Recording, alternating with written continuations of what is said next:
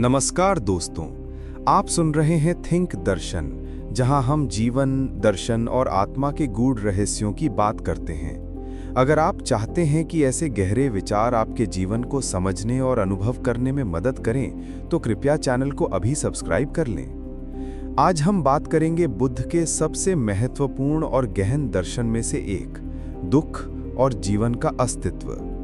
इस विषय को समझने से पहले ये जानना जरूरी है कि बुद्ध ने जीवन को सिर्फ भौतिक नजरिए से नहीं देखा, बल्कि उसकी गहरी मानसिक और आध्यात्मिक परतों में जाकर देखा।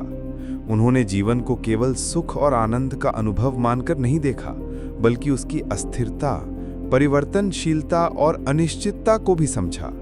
यही कारण है कि उन्होंने जीवन के मूल स्वरूप को दुख या दुःखत्व कहा। दुख बुद्ध के अनुसार सिर्फ पीड़ा या कष्ट नहीं है, ये हर उस अनुभव में छिपा हुआ है जिसमें हम किसी चीज के होने या ना होने से बंधे होते हैं।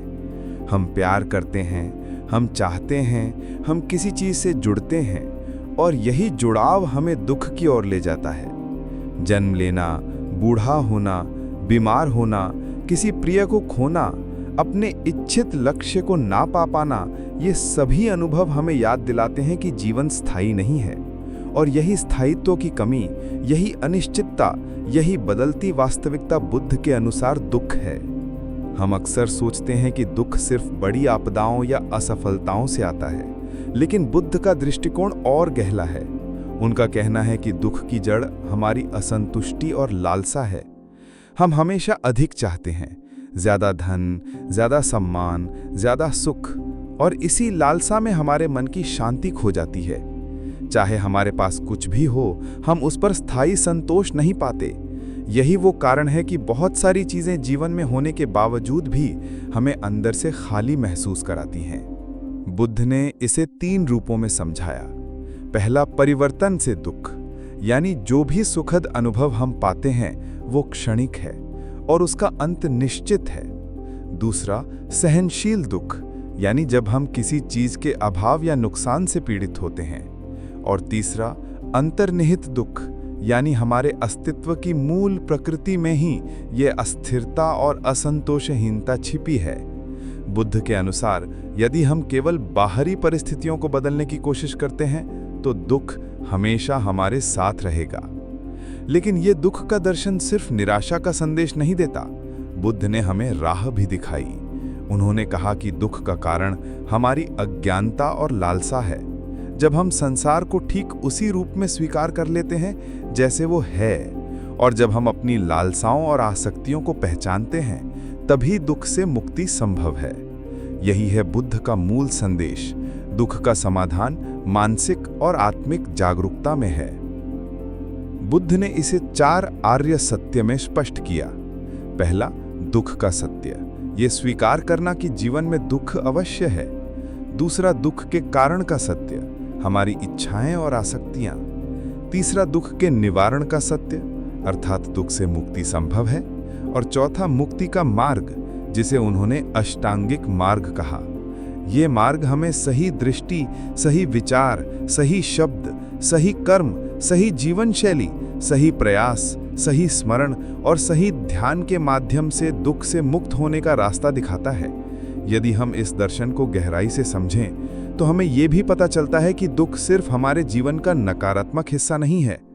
ये एक सिखाने वाला अनुभव है जो हमें चेतना और आत्म जागरूकता की ओर ले जाता है। दुख के बिना हम अपने मन और जीवन की वास्तविकता को नहीं समझ सकते।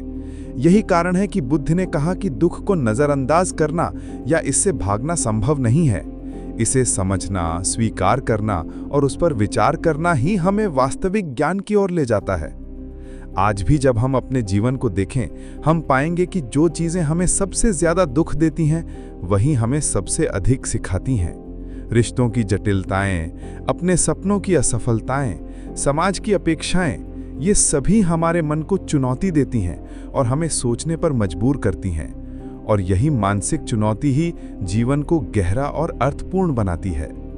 बुद्ध का दर्शन हमें ये सिखाता है कि हम अपने दुख से डरे नहीं, बल्कि उसे समझें और उससे सीखें। दोस्तों, दुख को समझना और उसका सामना करना आसान नहीं है, लेकिन जब हम इसे स्वीकार कर लेते हैं और अपनी लालसाओं और आसक्तियों को पहचान लेते हैं, तो जीवन एक नई दिशा और शांति प्राप्त करता है।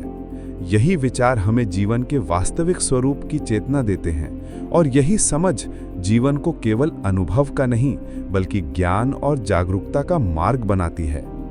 तो आज के इस वीडियो में हमने जाना कि दुख क्या है, ये क्यों है और इससे कैसे निपटा जा सकता है। अगर आपको ये विचार पसंद आए और आप चाहते हैं कि ऐसे ही और दार्शनिक विचार आपके जीवन में ज्ञान और शांति लेकर आएं, तो कृपया थिंक दर्शन चैनल को सब्सक्राइब करना ना भूलें। आपका एक सब्सक्रिप्शन ही हमें ऐसे और गहरे विचार लाने की प्रेरणा देता है। धन्यवाद दोस्तों, सजग रहिए, सोचते रहिए और अपने जीवन में गहरे दर्शन की खोज करते रहिए। नमस्कार।